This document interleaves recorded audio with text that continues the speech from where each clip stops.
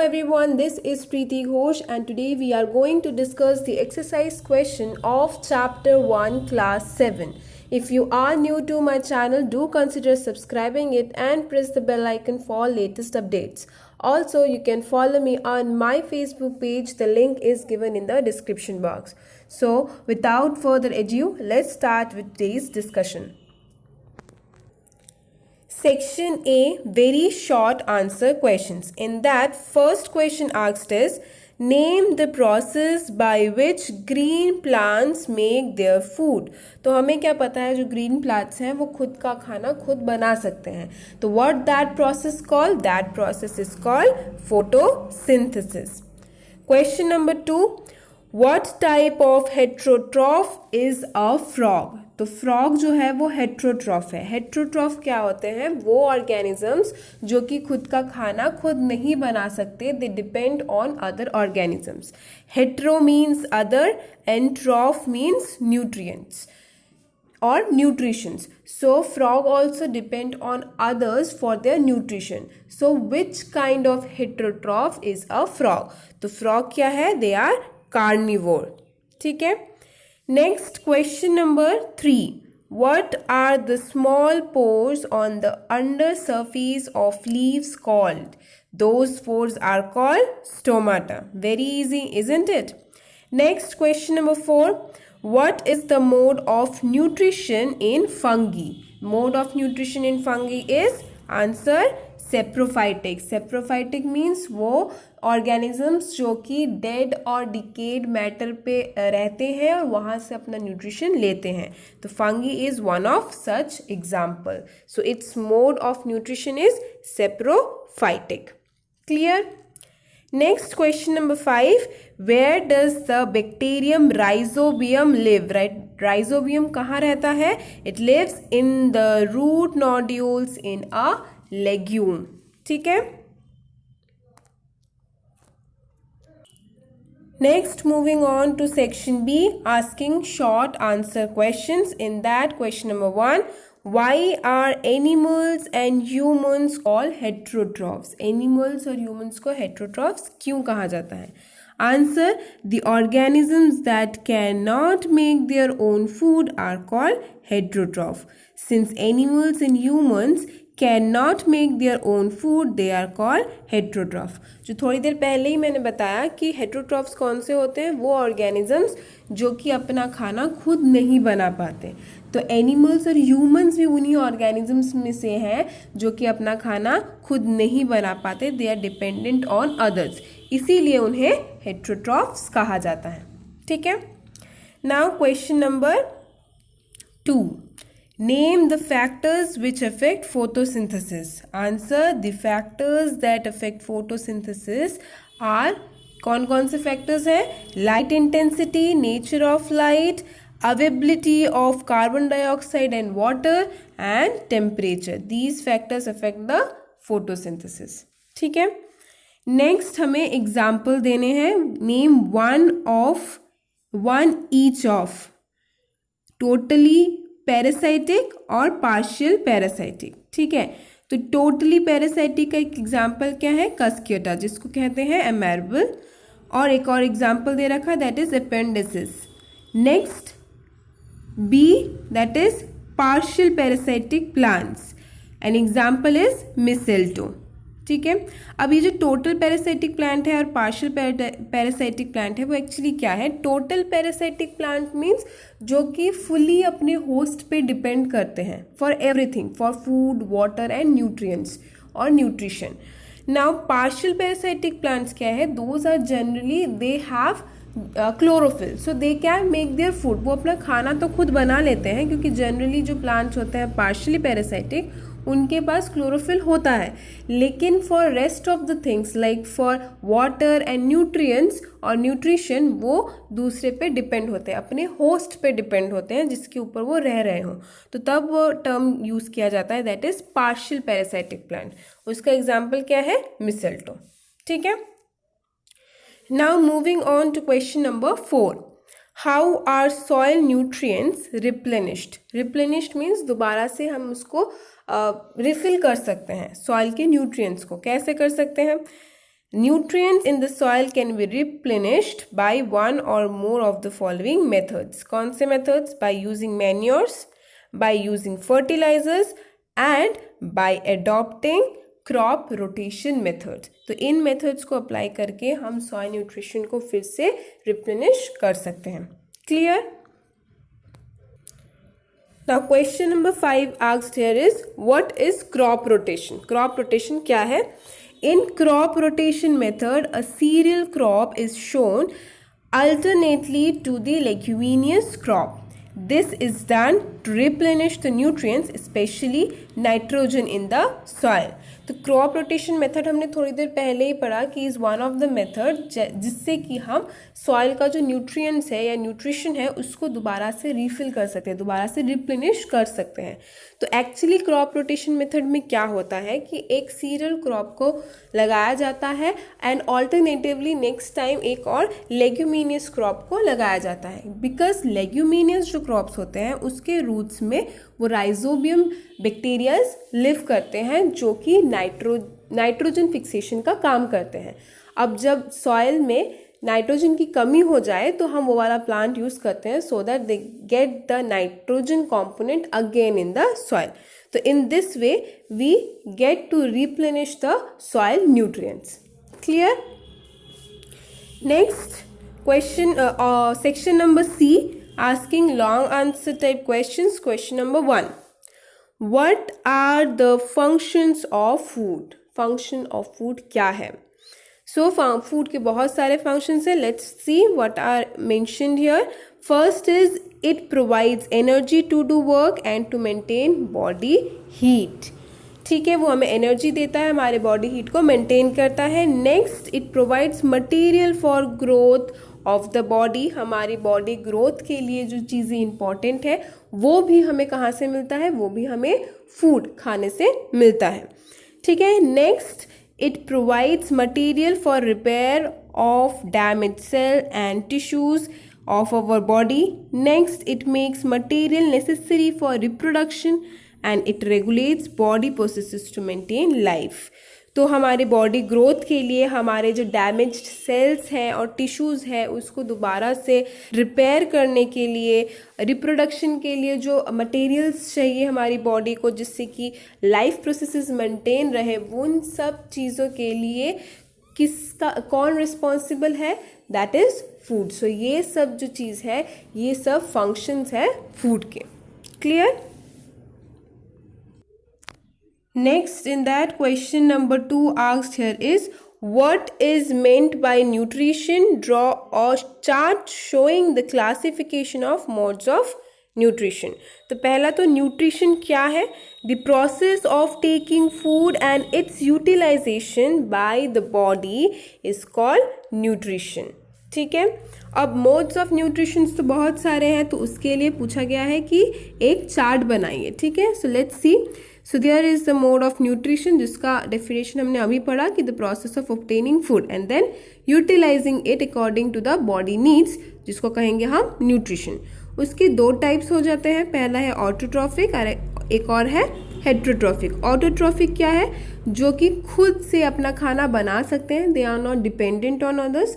Auto means self, trophic means nutrition. ठीक है, तो ये जो काम करते हैं लाइक ऑटोट्रॉफिक कौन से होते हैं? Those are of green plants जो होते हैं, और सर्टेन केमोसाइट्रिक बैक्टीरियाज जो होते हैं those are autotrophic, those follow autotrophic nutrition. ठीक है, तो और बाकी जो होते हैं एक और टाइप क्या है? Heterotrophic nutrition. अब हेट्रोट्रॉफिक के भी फर्दर डिविजन्स हैं। क्या क्या है? फर्स्ट जो है that is saprophytic nutrition. Saprophytic nutrition में क्या होता है? Nutrition obtained from dead and decade materials. जब जो न्यूट्रिशंस हैं, जो ऑर्गेनिजम्स हैं, वो कहाँ से लेते हैं? डेड और डिकेड ऑर्गेनिज्म से लेते हैं। तो उस मोड ऑफ न्यूट्रिशन को कहा जाता है सेप्रोफाइटिक न्यूट्रिशन। क्लियर? यहाँ पे देखिए एग्जाम्पल दे रखा है, for example Rhizopus etcetera. Next parasitic nutrition कहाँ होता है? Nutrition obtain from the host. Parasitic nutrition मतलब क्या होता है? जो ऑर्गेनिजम्स है वो किसी के ऊपर रहते हैं, जिसके ऊपर वो रहते हैं, जहाँ से उनको न्यूट्रिशन मिलता है, दोज आर कॉल्ड होस्ट। तो यहाँ पे पैरासाइटिक न्यूट्रिशन के जो फील्ड में क्या होता है, न्यूट्रिशन उसके होस्ट से मिलता है जहाँ पे वो रह रहे हो। ठीक है, नेक्स्ट इज सिम्बायोटिक न्यूट्रिशन। ठीक है, अब सिम्बायोटिक न्यूट्रिशन में क्या है, जहाँ पे nutrition obtained by living together and depend on each other for particular nutrient. इसके अंदर दोनों बराबर से एक दूसरे की हेल्प कर रहे हैं। ठीक है, एक जगह पे दो चीज़ें इस तरीके से रह रही हैं कि एक दूसरे को हेल्प कर रही है किसी एक पर्टिकुलर न्यूट्रिशन के लिए। ठीक है, एग्जाम्पल लिचन। ठीक है, लिचन में क्या होता है, फंगी और एल्गे जो है वो एक साथ रहते हैं। ठीक है, in they help each other for their nutrients. Next holozoic nutrition, इसमें क्या होता है, nutritions obtained by feeding on solid food. Solid food पे डिपेंड करके न्यूट्रिशंस को मिलता है। ठीक है, न्यूट्रिशंस मिलते हैं। एग्जाम्पल क्या है, women eat solid food on which our nutrition depends on. So example is men. Now ये जो पैरासाइटिक न्यूट्रिशन हमने पढ़ा अभी, इसके फर्दर दो डिविजन्स है। ठीक है, क्या क्या है, एक तो टोटल पैरासाइटिक, एक पार्शियल पैरासाइटिक, जिसके बारे में हमने थोड़ी देर पहले एक्सरसाइज के क्वेश्चंस में पढ़ा था कि total parasitic means totally like food, water, nutrients सबके लिए वो डिपेंड करेगा अपने होस्ट पे। लेकिन पार्शियल पैरासाइटिक क्या है, उनमें क्लोरोफिल यूजुअली होते हैं, तो फिर वो अपना फूड खुद से बना लेते हैं। बाकी चीज़ों के लिए वो होस्ट पे डिपेंड करेगा, जैसे कि वाटर और न्यूट्रिएंट्स के लिए। ठीक है, so this was the whole flow chart for modes of nutrition. Clear? Now question number 3, describe photosynthesis, name the various factor affecting photosynthesis. तो photosynthesis क्या है? It is the process by which green plants manufacture their own food in the presence of sunlight and chlorophyll in chloroplast using raw materials like carbon dioxide from air and water from the soil. This process is called photosynthesis. तो photosynthesis एक ऐसा process है जहाँ पे जो green plants है वो sunlight और क्लोरोफिल की वजह से कार्बन डाइऑक्साइड और वाटर यूज़ करके अपना खाना बनाते हैं। तो जो केमिकल रिएक्शन वहाँ पे रहता है, that is when carbon dioxide and water get mixed up in the presence of sunlight and chlorophyll, तो वो किस में कन्वर्ट होता है, प्रोडक्ट्स क्या होते हैं, ग्लूकोज जो कि फूड होता है स्टोर्ड इन प्लांट्स में, और ऑक्सीजन जो कि वो रिलीज आउट कर देता है एटमॉस्फेयर में, जिसे हम कहते हैं कि हम प्लांट से ऑक्सीजन ले पाते हैं। ठीक है, नाउ फैक्टर्स क्या क्या है जो कि अफेक्ट करता है फोटोसिंथेसिस को? Those are light intensity. कैसे? As the light intensity is increased, the rate of photosynthesis increases almost linearly.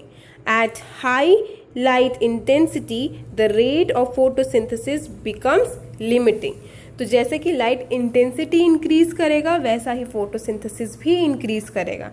ज़्यादा लाइट इंटेंसिटी हो जाएगा तो जो रेट ऑफ फोटोसिंथेसिस है वो लिमिटिंग हो जाएंगे। ठीक है, नेक्स्ट जो है nature of light. The blue and red region of visible light are most effective for photosynthesis. If the light of some other color is made to fall on plants, the rate of photosynthesis decreases. अब जो visible जो blue और red region है visible light का, अब वो ज़्यादातर effective होता है फोटोसिंथेसिस के लिए। अगर उसके अलावा कोई और light from that of visible light from और other region of that of visible light उस प्लांट के ऊपर पड़ता है तो फोटोसिंथेसिस का जो रेट है वो फिर से डिक्रीज होने लगता है।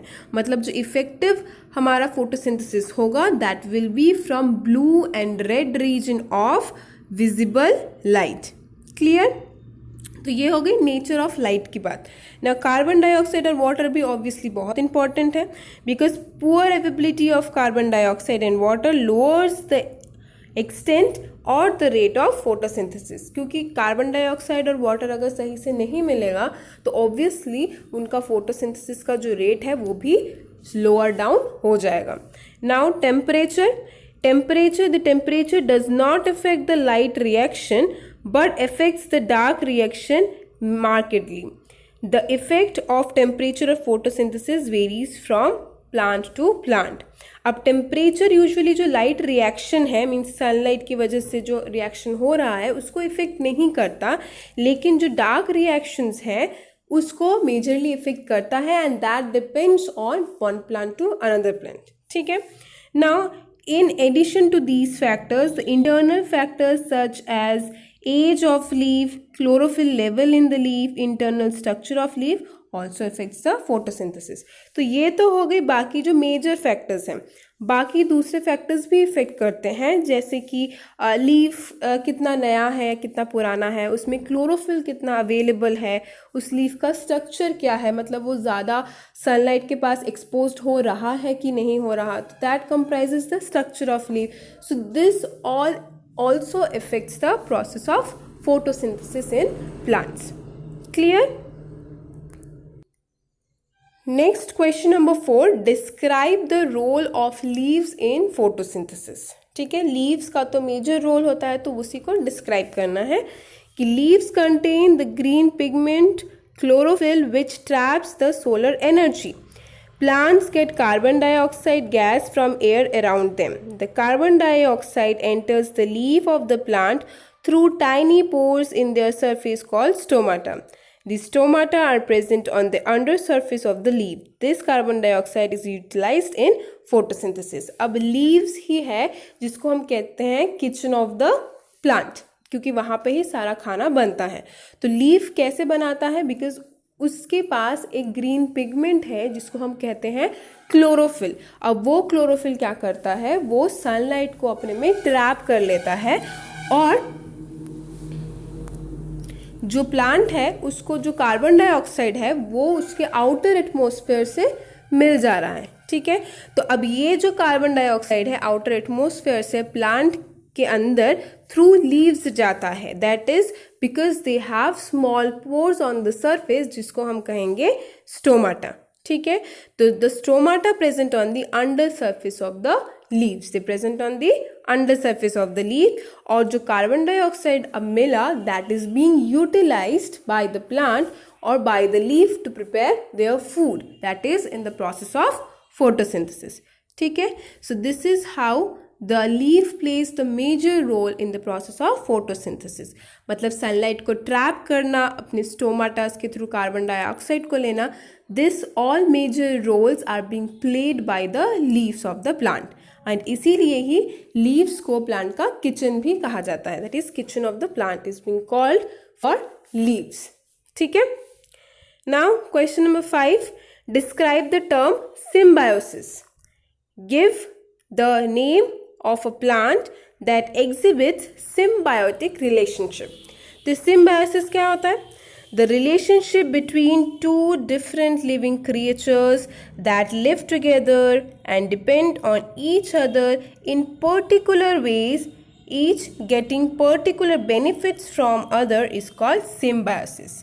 एक ऐसा रिलेशनशिप दो डिफरेंट क्रीचर्स के बीच में जहाँ पे वो एक साथ रह रहे हों और डिपेंड कर रहे हैं किसी पर्टिकुलर तरीके से किसी पर्टिकुलर बेनिफिट के लिए एक दूसरे पे, वैसे रिलेशनशिप को कहेंगे सिम्बायोसिस और सिम्बायोसिस रिलेशनशिप। ठीक है, सिम्बायोटिक रिलेशनशिप। अब एक ऐसा एग्जाम्पल भी देना है, जैसे लिचन्स, वो क्या एग्जिबिट करते हैं? They exhibit symbiotic relationship. कैसे? जो लिचन्स होते हैं they are made up of fungus and algae living together. Algae जो है वो ऑटोट्रॉफ है, मीन्स वो खुद का खाना खुद बना सकते हैं, और फंगस जो है वो सेप्रोफाइट है, मतलब कि वो दूसरों पे डिपेंड करते हैं अपने न्यूट्रिशन के लिए। तो they depends on each other for nutritional needs. The fungus supplies water and minerals to algae. Fungus क्या करता है, वो वाटर और मिनरल्स प्रोवाइड करता है एल्गे को, और algae being green and autotroph synthesis food by photosynthesis and supplies organic food to fungus। तो अब एल्गे का क्या काम है? एल्गे जो है वो ग्रीन है, उसके वो ऑटोट्रॉफ है, इसीलिए वो खाना बनाता है फोटोसिंथेसिस के थ्रू और वो सप्लाई करता है फंगस को। ठीक है, तो फंगस यहाँ पे हेल्प कर रहा है एल्गे को बाय वाटर एंड मिनरल, और एल्गे यहाँ पे हेल्प कर रहा है फंगस को by providing food, and they are that's why they are following a symbiotic relationship। Clear? Next section D asked here is take the odd one out giving the reasons. तो पहला question में है green plants photosynthesis produces carnivores and carbon dioxide. तो obviously carnivores जो है वो odd one out है. Reason क्या है? Others are referred to green plants. बाकी सब जो है वो ग्रीन प्लांट से रिलेटेड है. Next starch, iodine solution, stomata and saprophyte. Saprophyte here is odd one out. Reason others are concerned with green plants. बाकी सब भी green plants से ही concerned है क्योंकि starch जो है is the form in which the green plants store their food and that is being checked by iodine solution. And stomata भी green plants का ही part है. Only part that is not involved here is saprophytes जो कि dead and decayed organisms पे अपने nutritions के लिए depend करते हैं. ठीक है. Next जो है that is water. Next is water, chlorophyll, root hair, carbon dioxide. तो root hair is the odd one out. Photosynthesis takes place in the presence of chlorophyll, water and carbon dioxide. इसीलिए ये यहाँ पे odd one out है. ठीक है. Next is fungi, mushroom, saprophytes, cuscuta.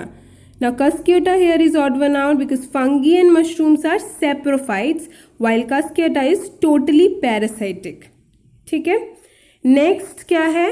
Manure, urea, ammonium nitrate and rhizobium. अब rhizobium here is odd one out. Reason क्या है? All others contains nitrogenous compound whereas rhizobium fixes the atmospheric nitrogen. जैसे कि बताया rhizobium bacteria क्या करता है? Nitrogen fixation का काम करता है. वो एटमोस्फेरिक नाइट्रोजन को फिक्स करता है. तो ऑल अदर्स जो है those are nitrogenous compound already और राइजोबियम एक ऐसा बैक्टीरिया है जो कि नाइट्रोजन को फिक्स कर रहा है.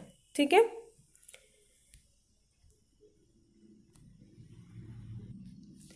Next is define the following terms. Following terms को डिफाइन करना है. First one is autotrophic. Very easy. The organisms which can manufacture their own food from simpler inorganic material in the presence of sunlight and chlorophyll are called autotrophs and the mode of nutrition is called autotrophic nutrition. मतलब वो organisms जो कि खुद से ही अपना खाना बना सकते हैं, जो सिंपल रॉ इनऑर्गेनिक मटेरियल्स हैं उनको यूज़ करके सनलाइट और क्लोरोफिल की मदद से, दोज आर कॉल्ड ऑटोट्रॉफ्स और उनके मोड ऑफ न्यूट्रिशन को कहा जाएगा autotrophic nutrition. Next parasitic nutrition. ये भी हमने पहले डिस्कस कर चुका है. That is the mode of nutrition in which living creature derive their food from the bodies of other organisms is called parasitic nutrition and the organisms which provide the food is called host. The host may be plant or animal.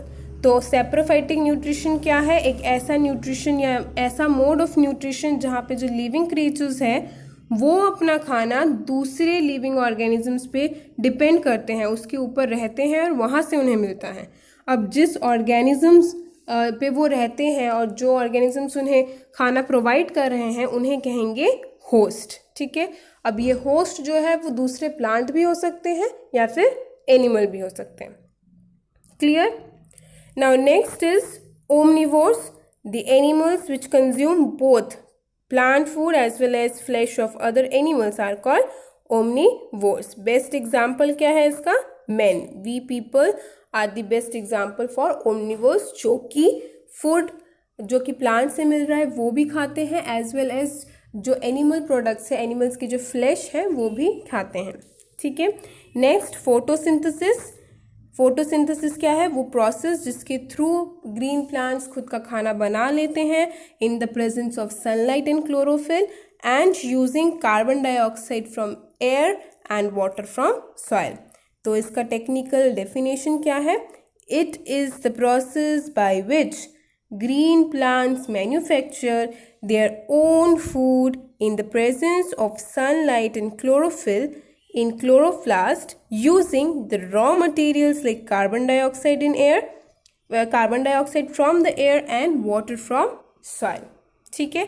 Then उसका reaction क्या होता है? Carbon dioxide जो कि air से मिल रहा है, वाटर जो कि सॉइल से मिल रहा है, in the presence of sunlight और chlorophyll glucose as a product और oxygen as a product form करता है ऑक्सीजन जो है वो एटमॉस्फेयर में रिलीज हो जाता है और ग्लूकोज जो है वो as a food get stored in plants.